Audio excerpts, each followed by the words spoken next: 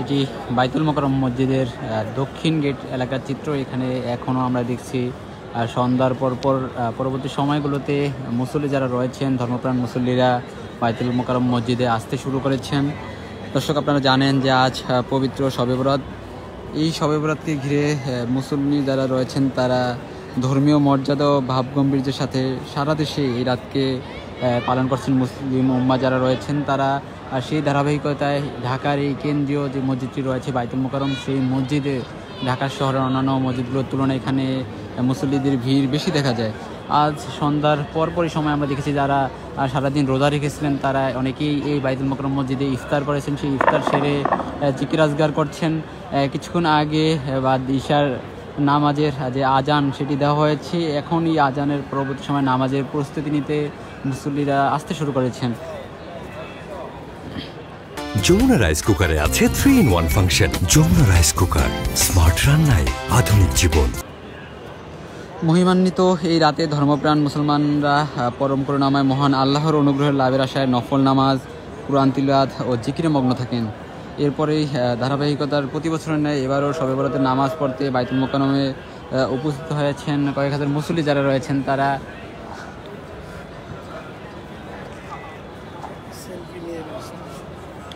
এটি বাইতুল মোকাররম মসজিদে যে প্রবেশের যে রাস্তাটি রয়েছে সেই বারান্দার চিত্র। এখানে আমরা দেখছি আসলে সময় বাড়ার সাথে সাথে মুসল্লিদের উপস্থিতিও কিন্তু ক্রমান্বয়ে বেড়ে চলছে। আমরা দেখছি এখানে বৃদ্ধরা আসছেন, বৃদ্ধদের পাশাপাশি শিশু কিশোর যারা রয়েছেন, পরিবারের অন্যান্য সদস্য যারা রয়েছেন তাদেরকেও নিয়ে আসছেন। অনেকেই বাইতুল মোকাররমের যে ফটকটি রয়েছে সেই ফটকের সামনে ছবি তুলছেন। এদিকে এই পবিত্র শবে বরাতকে ঘিরে বাইতুল মোকাররম মসজিদের আশেপাশে যে সকল এলাকা রয়েছে, যেখানে ফুটপাতগুলো রয়েছে, সেখানেও বিভিন্ন ব্যবসা আসলে জমে উঠতে দেখেছি আমরা। এখানে ইসলামিক যে আনুষঙ্গ যেগুলো রয়েছে, নামাজের অনুষঙ্গ, সেসব জিনিসপত্র বিক্রি করতে আমরা এই বাইতুল মোকাররমের উত্তর গেট এবং দক্ষিণ গেট এলাকায় ঘুরে দেখেছি। সেগুলোতে আমরা দেখছি আসলে নামাজে যে জায়নামাজ, তসবিহ, আতর সহ বিভিন্ন আনুষঙ্গিক জিনিসপত্র বিক্রি করছেন।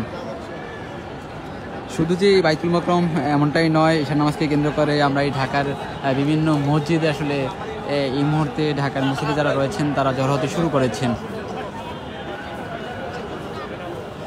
এখানে নানা বয়সী মুসল্লিরা রয়েছেন। আমরা মুসল্লিদের সাথে কথা বলেছি, তারা আসলে তাদের সাথে কথা বলে জানতে পেরেছি তারা বলছেন যে অতীতের পাপ এবং অন্যায়ের জন্য তারা ক্ষমা প্রার্থনা করবেন আল্লাহর কাছে আজকে, এবং এই জীবনের আগামী ভবিষ্যতে যে কল্যাণ কামনা করে মোনাজাত করতেই তারা মূলত এই বাইতুল মোকাররম মসজিদে এসেছেন। তারা বলছেন ঢাকায় অন্যান্য মসজিদের তুলনায় যেহেতু এটি জাতীয় মসজিদ, সেই জন্য আসলে এখানে আসা, এর আগেও অনেকে এসেছেন, সবাই যার যার অভিজ্ঞতা এখানে এসে শেয়ার করছিলেন।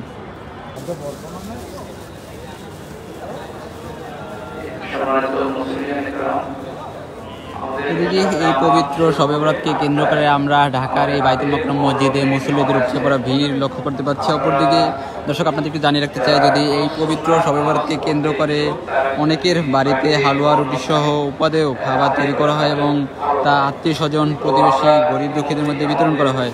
সন্ধ্যার পর অনেকেই কবরস্থানে যান এবং সেখানে আপনজনদের আত্মার মাগফিরাত কামনা করে দোয়া করেন।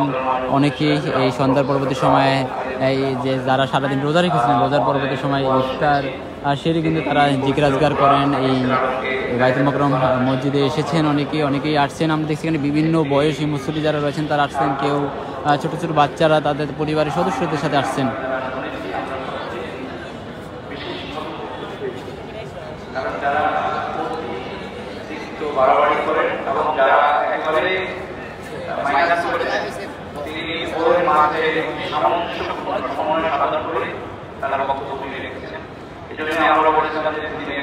এখানে এই ঈশার পরবর্তী সময়ে নামাজের জামাত শেষে যারা খতিব রয়েছেন তারা ওয়াজ নসিহত করিবেন, অনেকে জিকির আজগার করিবেন। মূলত শবে বরাতকে কেন্দ্র করে সবাই তাদের যে আসলে ভবিষ্যতের জন্য দোয়া প্রার্থনা করেন এবং অতীতের কর্মকাণ্ডের জন্য ক্ষমা প্রার্থনা করেন।